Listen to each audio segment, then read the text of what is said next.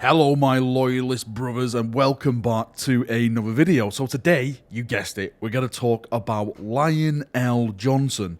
Now for those of you who are not aware, there is certain rumours floating around at the moment about the potential return of the Lion in 10th edition. Again, these are only rumours, don't grip onto these as facts, but I wanted to make a video about what if the Lion did come back in 10th edition? What would his reaction be? What would the storyline be to reflect his return? Would we have another civil war? Would the Lion be happy with the way the Imperium is? Would he be happy with Guilliman as the ruler of said Imperium in the current times? So let's jump in and let's get talking. Now, when it comes to the Lion, I think a lot of people fail to understand that he is going to be the most affected by the current state of the Imperium. The reason why is that when Horus, of course, was defeated and the traitor legions pushed back into the Eye of Terror, Guilliman and those still remaining loyal to the throne, those Primarchs, had a chance then to effect the Imperium, like the bureaucracy of the Imperium. Guilliman went to Terror, the High Lords, he did all that type of stuff. Dawn, Jagatai Khan, Vulcan, Korax and stuff, they were all around for the building foundations of this new Imperium, what it eventually became today. Whereas the Lion, he didn't have that, because after the Siege of Terror, the Lion went straight back to his home planet of Caliban, where he was ambushed by, of course, Luthor and the Fallen. We all know the epic fight that happened then, and then he was put in this comatose state, sleeping on the rock. So if he was to awake from his slumber, I think that he would be affected the most out of all the Primarchs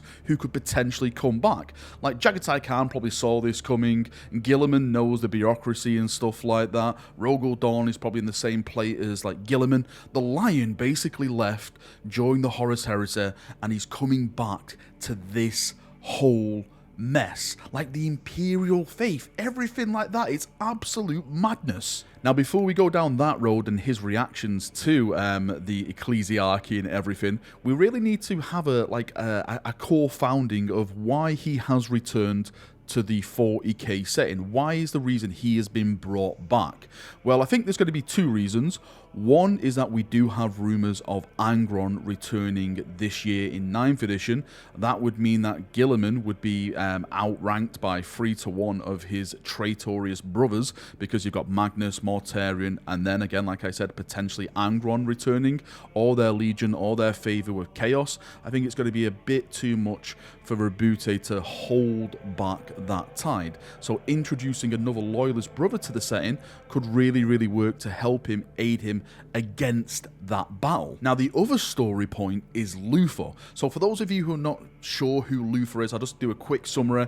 Luthor raised the Lion. When the Lion landed on Caliban, Luthor's the one who found him. He raised him into the Manos, let's say, Primarch he is today. But since the Lion was a Primarch, his greatness quickly outgrew Luthor, and Luthor grew envious, he grew jealous. He went back to Caliban, or should I say he was sent there by the Lion for being a naughty boy, and in his heart, with his envy, he basically turned against the Imperium, the Lion himself. Yes, there was some warp shenanigans on the planet that helped him make this choice, but the end story is he fought the Lion, and Luthor was taken prisoner by the Dark Angels, and he was put on the rock for the past 10,000 years. But what we've had now during this new storyline with the Great Rift is that when that exploded across the galaxy and the Astronomicon went out, the actual rock itself was invaded by chaos demons, warp entities, and Luthor has escaped from the rock. Escaped or let loose, we don't really know. There's a bit of a debate on that. Was he intentionally set free by the Dark Angels during this time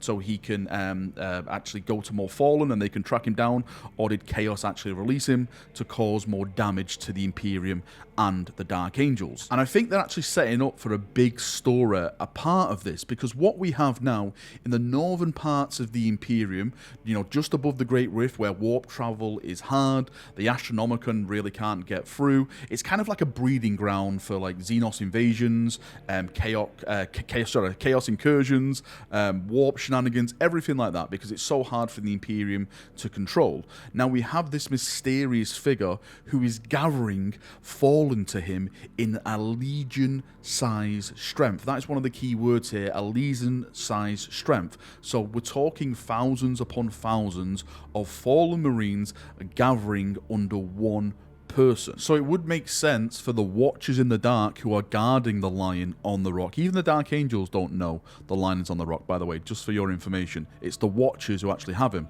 I think this is the time that they will do something, some of their magic stuff. I don't really know what they're going to do.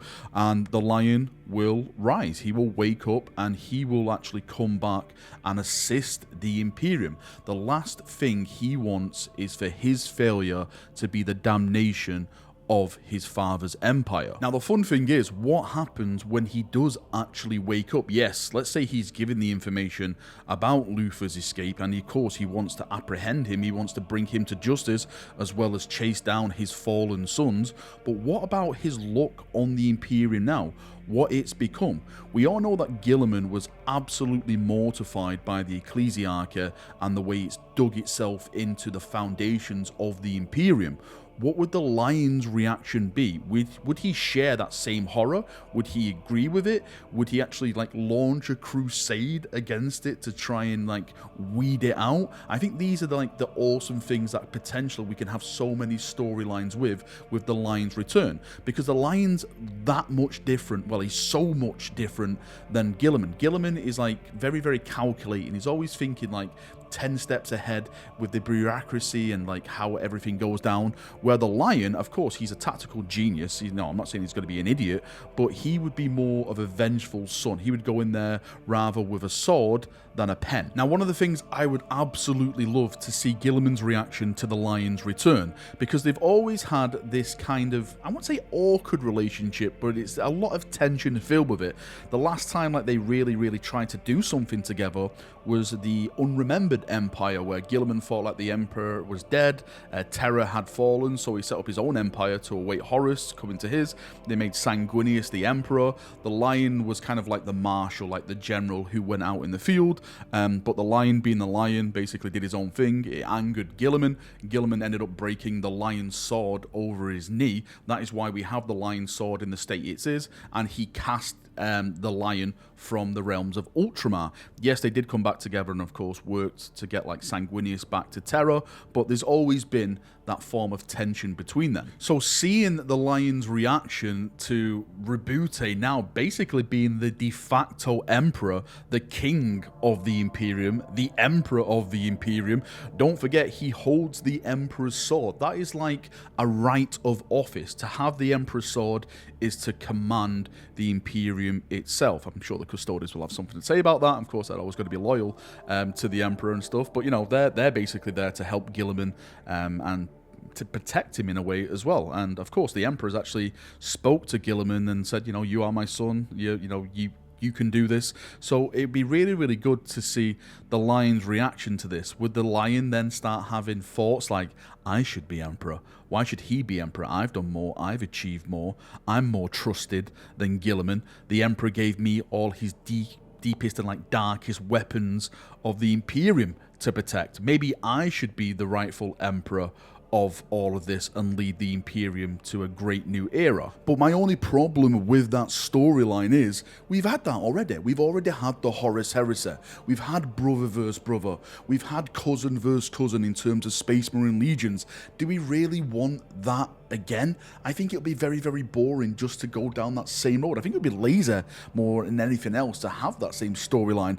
I would want something where when the Lion comes back, he actually accepts Guilliman's rule. He accepts that his father, the Emperor, gave Guilliman the sword of office. He made him the de facto Emperor, and the Lion is just the sword now of the Imperium. He's coming back for retribution, for vengeance, to be unleashed on the galaxy, to scour it in the Imperium's name. name. Just imagine a scenario where we actually get to see the lion like fully unleashed, like off his lead, let's say. So Gilliman's doing all the governmental stuff, he's organizing everything. He says to the lion, I need you to be the sword.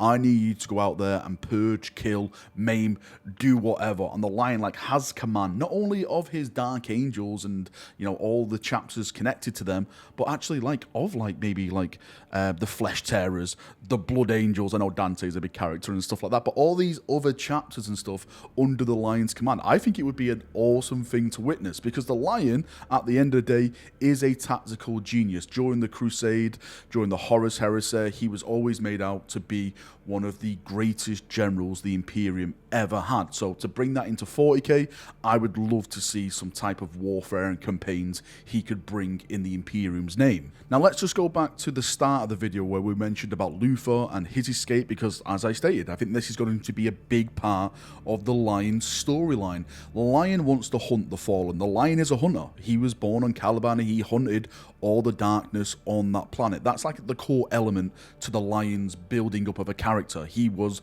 the hunter, chaos, everything like that. So to have that hunt again, to hunt down potentially Luthor, who damned his legion in probably his eyes, damned his planet, destroyed his planet. Technically, Caliban's not there anymore. What happened to Caliban? I don't know. But to have that storyline set up again, where you have these fallen Marines gathering in a legion-sized strength, as again mentioned in the lore, and then the Lion actually launching his crusade to track them down. I think that could be absolutely fantastic. I've actually mentioned this in a video called War of the Angels on the channel before, where we go in a bit more information about this, with like getting the Blood Angels involved, the Dark Angels, the Fallen Angels. I think it could be an absolute great story, and I think it could be fantastic to actually bring the Lion back for that purpose and then go on from there. Now there is one more scenario, and again, this is like kind of a fan fiction really, and it could kind of work in a way. Like the way we see the Imperium now is kind of like the Holy Roman Empire kind of thing, where like the empire has been split up. You have like, you know, the different parts of it.